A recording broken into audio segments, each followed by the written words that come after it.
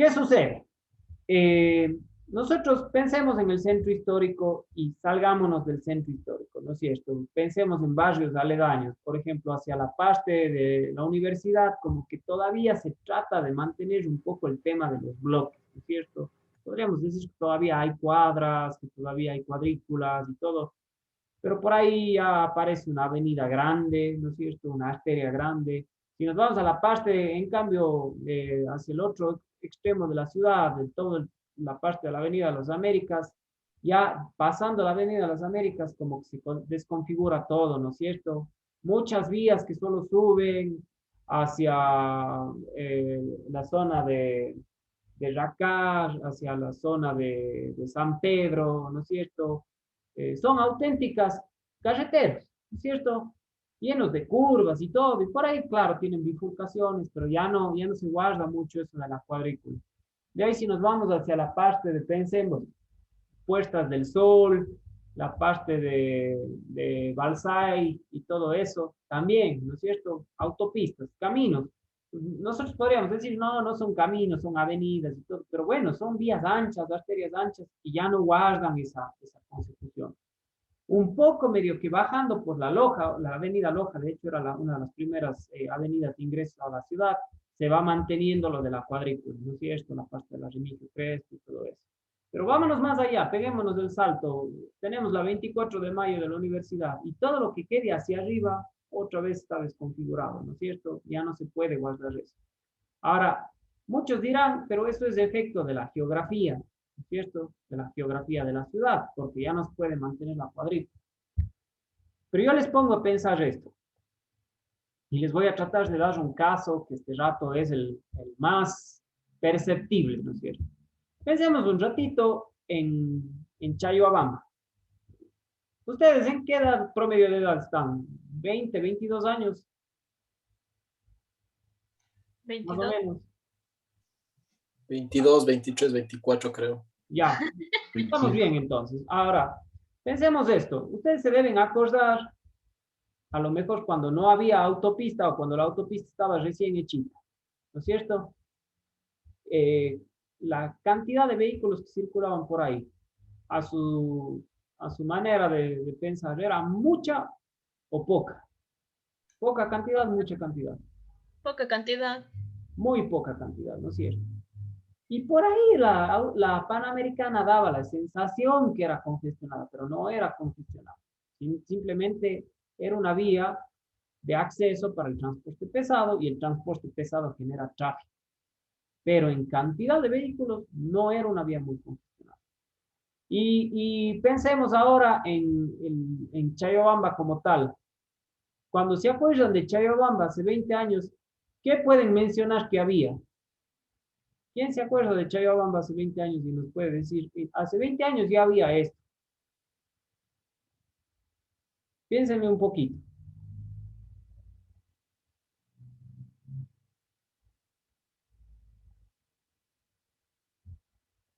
¿Alguien por ahí que se acuerde de algo? Se consideraba tal vez como una distancia sumamente lejos. O sea, como que para ir a vivir, sino ya era más como una quinta o algo. Ya, muy bien. Eran, a ver, habían quintas. Yo, por ejemplo, les voy a comentar lo que yo recuerdo. Eh, Hace 20 años atrás, toda esta parte de la distribuidora de gas era muy pequeñita. Era pequeñita, pero ya había, ¿no es cierto? Eh, me acuerdo, y les digo esto porque yo viví hace mucho tiempo allá, no podría decir que fueron, o sí, sí, de hecho sí podría decir que ya hace 20 años vivía por allá. Eh, Me acuerdo que había la tienda del puente que unía la autopista con la Panamericana. ¿Qué más? La Quinta Villa María, no sé qué, que hay ahora, ¿no es cierto? Que es un restaurante, era una casa totalmente olvidada, eh, cero barrios privados, nada de barrios privados.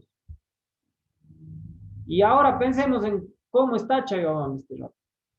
Ahora hay que preguntar qué no hay, ¿no es cierto?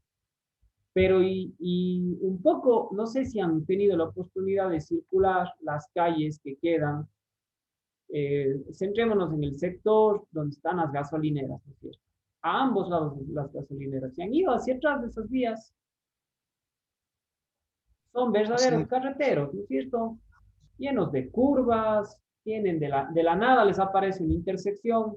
A veces, en una distancia de unos 300 metros, tenemos hasta 3 intersecciones, yo qué sé, 2 a la derecha, una a la izquierda, o 3 a la izquierda, y nada a la derecha, ¿no es cierto? Entonces, vamos al meollo del asunto. Las ciudades, por culpa del automóvil, generan crecimiento territorial porque la gente, al tener esa posibilidad de llegar a lugares más remotos, algunos han buscado por ahí un ambiente descongestionado, más calma, ¿no es cierto? Zonas sin tanto smog, sin tanto tráfico, yo qué sé. Pero esto ha generado que las ciudades crezcan anómalamente. ¿Y qué pasa? Qué le toca a los gobiernos locales? No pueden sencillamente decirle, usted es salado para que se ha ido a vivir fuera de los límites urbanos, pues no es cierto, porque el rato que usted paga un impuesto predial o paga agua, luz, teléfono del sector en donde está viviendo, usted está pagando impuestos que se tienen que ver reflejados en servicio. Entonces, a los gobiernos locales les toca ir y de alguna manera organizar eso lo mejor que se pueda. Y comienzan gastos de pavimentación, gastos en redes, gastos en iluminación, gastos en fuentes hídricas, ¿no es cierto? El tema del crecimiento territorial es lo peor que le puede pasar a un gobierno local. Pero ojo con lo curioso. Al mismo tiempo, los gobiernos siempre están tratando de abrir vías más rápidas, más anchas y mejores infraestructuralmente hablando para acceder a la ciudad y para salir de ella. Entonces, a la larga, la culpa de este crecimiento anómalo termina de alguna manera siendo en parte por los gobiernos locales, ¿no es cierto? Porque el gobierno nacional y el gobierno local a la larga participarían en la creación de la autopista, ¿no es cierto? Que como obra, la función que tenía era generar que las personas que están de paso por Cuenca y que no querían quedarse aquí puedan sobrepasar la ciudad sin la necesidad de adentrarse en la misma, ¿no es cierto? Pero vean el impacto que esto tuvo. ¿Quién se acuerda del Valle hace 20 años? ¿Quién se acuerda de toda la... se está yendo el nombre de este sector, que es subiendo por el redondel del Seguro Social? Baguanchi creo que se llama. ¿Quién se acuerda de eso? Verdaderas montañas, terrenos, caseríos, por ahí uno que otro, y todo verde, ¿no es cierto? Pero se le da espacio al vehículo y el vehículo comienza a generar eso, ¿no es cierto? Un crecimiento. Ahora ustedes sobrevuelan la ciudad de Cuenca y la verdad ya es muy difícil delimitar en dónde se acabó la zona urbana. Porque si ustedes ven desde un avión, prácticamente desde Cuenca hasta Sogues se ven concentraciones de casas, de empleos, de fábricas, de construcciones en todo lo largo y ancho, ¿no es cierto? Entonces es un crecimiento que no está planificado, ¿no es cierto? Y eso genera complicaciones. Entonces, eh, se ha dado mucho, o sea, créanse que se puede decir al día de hoy, gracias a los estudios que existen y todo lo demás, se le ha dado mucho espacio al vehículo, se le ha dado mucha prioridad. Y ya vamos a ver cuando toquemos las soluciones, van a ver que hay ahora un rebote bien curioso respecto a esto, ¿no es cierto? Entonces, el vehículo ha tenido como que ese impacto negativo, un crecimiento totalmente irregular de las ciudades. Por eso, que no les sorprenda cuando, por ejemplo, estamos por el sector de Santa María de Sayautí y ustedes comienzan a subir Río Amarillo y todo eso. No sé si se han fijado, pero por ahí dicen, ah, me construí mi casita en una urbanización privada y todo eso. Ustedes entran a la urbanización privada y ahí el carro no tiene ni dónde girar. Le toca construir alguna especie de cuchara para regresarse, ¿no? Entonces, porque no estuvo planificado. Y si usted se pone a analizar por dónde podría eh, liberar, ¿no es cierto?, la salida de un vehículo de una entrada de una calle, le tocaría construir obras gigantescas, obras civiles gigantescas para poder lograr eso, ¿no es cierto? Y sencillamente no se puede hacer. Imagínense que para cada callecita que se abre y todo, toque hacer una obra civil para darle lugar al vehículo. Más bien eso ya se tiene que frenar, se tiene que delimitar ciertos lugares y vamos a ver que hay, desde ahí comienzan a nacer, y ya no es desde ahora, sino desde hace algunos años atrás, esta cultura de la obra vertical, ¿no es cierto? Generar que las personas se queden en el núcleo de la ciudad, ya no se sigan expandiendo o al menos ya no al mismo nivel, ¿no es cierto? ¿Qué más? ¿Qué más pudieron leer por ahí? No sé si Edison y Drogo, usted por ahí recuerda algún otro aspecto en el cual el vehículo haya tenido implicaciones a raíz de su producción en serie. Eso mismo, Inge, lo que comentaban los compañeros, que como ya para generar también los ingresos económicos, los que más hablaba de lo que era de la Ford y también hablaba del toyotismo. Ujú. Los japoneses también aprovecharon ese boom que tuvieron los automóviles, como decía también ya cuando, aprovechando que con el automóvil de una manera más rápida se podía ir a otros lugares, entonces se empezaron a expandir las ciudades y entonces como tuvo más requerimiento entonces de los autos por las personas, ya sea por estatus o para el trabajo y todo eso, también se empezaba a explotar a la gente. eh, y la gente, o sea, iba con gusto porque decía que había trabajo, así paguen poco, pero había trabajo, pero era demasiado estrés para ellos también y Claro que también sí. todo Por eso. ahí leyeron algo relativo a la salud. Muchísimo aumento de problemas de salud a raíz del vehículo, ¿no es cierto? Por ahí Sí, no sé pues, si notaron el tema de infraestructura, ¿no es cierto?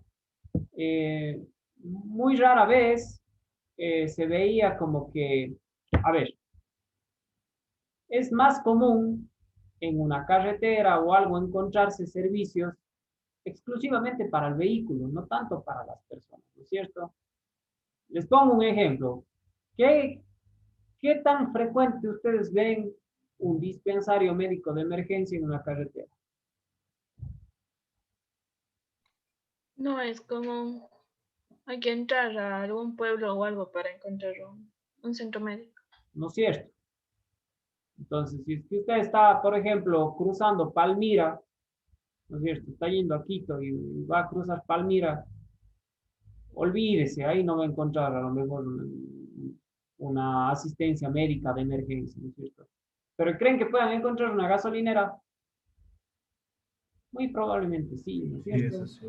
Antes y después, y en el medio también.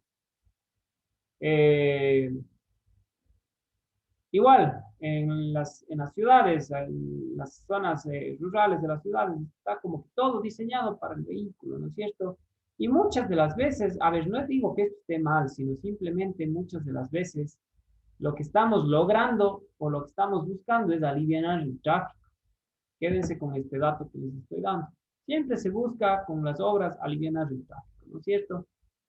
Pero estas obras no tienen una eficiencia a largo plazo, ¿no es cierto?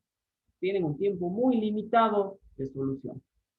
Eh, por ahí también, bueno, entre las cosas ventajosas también hablaba de la capacidad de poder viajar, ¿no es cierto? A veces dependíamos mucho, en cierta forma le hemos quitado el espacio al transporte público, como mencionaba Diego, pero también hemos generado que las personas mejoren los rubros en el turismo, ¿no es cierto? Porque se animan a ir a lugares autónomamente sin depender de otros factores.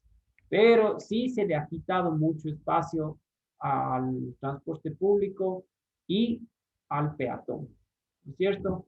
Entonces son problemáticas muy fuertes, muchachos, porque esto lamentablemente no se vislumbra una solución o una pausa, ¿no es cierto? Sino más bien vemos que siguen llegando autos, que siguen llegando modelos, que cada vez hay más oferta, y esto va a seguir generando estas problemáticas que hemos visto que han aparecido desde la producción en serie de los vehículos con el modelo T de Ford y con los modelos de Toyota, ¿no es cierto?, en esta época de la revolución industrial. Entonces, eh, es un verdadero problemita. Y bueno, retomando también un poquito la discusión de los comerciales, ¿qué más pudieron ver en los comerciales de los vehículos? ¿Qué mensaje les dejan los comerciales de los vehículos? No sé si por ahí Nicolás Pérez, fuera de los que ya vimos en clase, ¿cuál otro vio usted?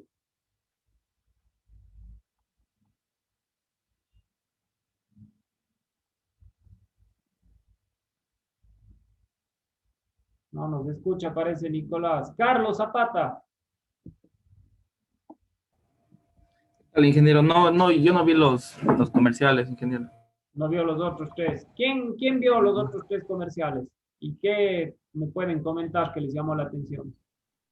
Era lo mismo que los otros. O sea, el del SZ daba más que es como un carro familiar que va a lo largo de que el chico era soltero hasta que tenía toda la familia. Y hay otro carro, me parece que era el Mercedes, que era más, o sea, sí parecer que era para un hombre así de oficina, o incluso parecía hasta carro caro y todo, pero de ahí no hablan en sí de lo que tiene el carro, sino solo que la persona individual para como es un carro familiar, de ahí no, nada de qué tipo o motor tiene o cosas así, sino era solo superficial. Eso es interesante, ¿no es cierto? Porque en los comerciales de los vehículos, a la larga, yo creo que podríamos decir que no son las realidades de poseer un vehículo, ¿no es cierto? No le muestran las realidades de poseer un vehículo. Sí se han dado cuenta, a ver, ¿en cuántos comerciales ustedes le vieron al carro en medio de un tráfico, un atolladero de estos impresionantes? Ninguno, ¿no es cierto? También El En les el de Mercedes, Mercedes, sí se les vio. dan una está, sensación de libertad y de que por poco se suban en el carro y entran a un spa, por poco, solo tienen que relajarse y manejar. Y no es así. Conducir en algunas ciudades es eh, verdaderamente un reto. No sé si han ido a Guayaquil, a Quito, en un día hábil, ¿no es cierto? Al centro, al centro de Quito en un día hábil, a cruzarse desde el centro hasta, no sé, Ponciano, una maratón, un verdadero acto de determinación, ¿no es cierto? Porque es machísimo. En Guayaquil, cruzarse la avenida 9 de octubre un lunes a las 12 del día, olvídense. O sea, si están cruzando por ahí es porque su lugar de destino tienen que llegar a las 3 y media de la tarde. Y no es exageración. Y ya no nos veamos muy lejos, a Cuenca. Por ahí alguien decía, el tranvía nos generó problemas. Sí, nos generó problemas, sobre todo en su fase de construcción. Pero nadie en Cuenca, desde, yo diría, las 7:30 de la mañana hasta las 8:30 de la noche, incluso ni ahí. No creo que puedan hacer el tiempo que el tranvía hace desde el control sur hasta el parque industrial. Dudo mucho. O sea, siendo medio indelicado en el manejo y por ahí infringiendo alguna que otra ley de tránsito, posiblemente lo pueda hacer, pero de ahí no lo creo. Entonces, esa es otra cuestión, ¿no es cierto? Que las compañías no están alineándose a la solución, porque si así fuera, las compañías a lo mejor reducirían sus ingresos un poco y también nos darían una sensación un poco más real respecto a qué implica tener un vehículo.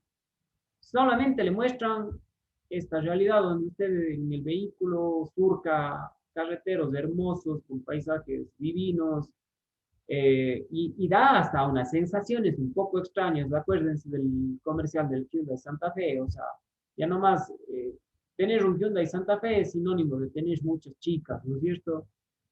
No tiene nada que ver, por supuesto. Tener un Gran Vitara SZ a lo mejor le perfila para en algún momento tener una familia.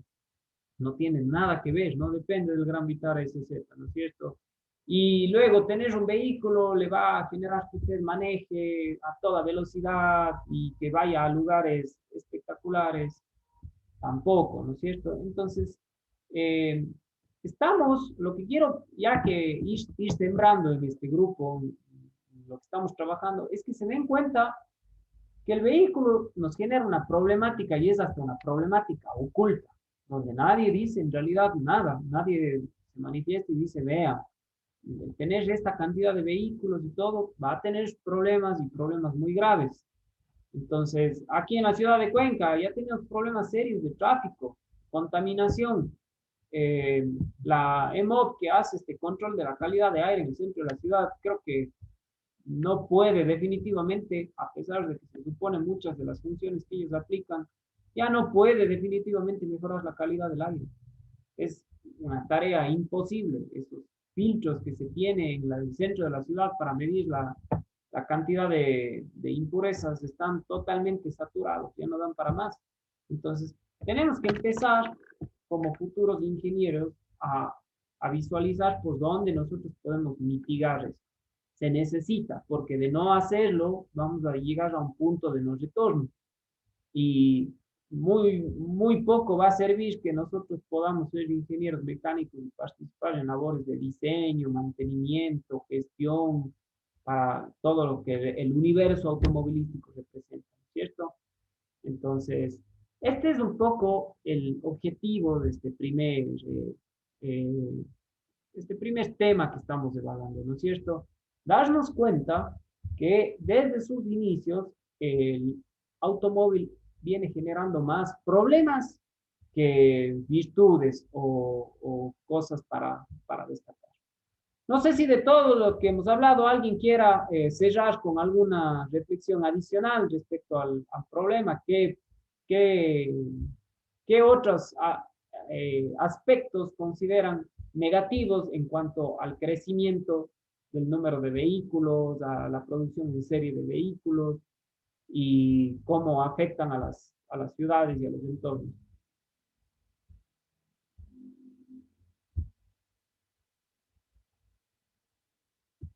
¿Quién se anima? Esteban Hidrogo, Daniel Macías, David Rodríguez.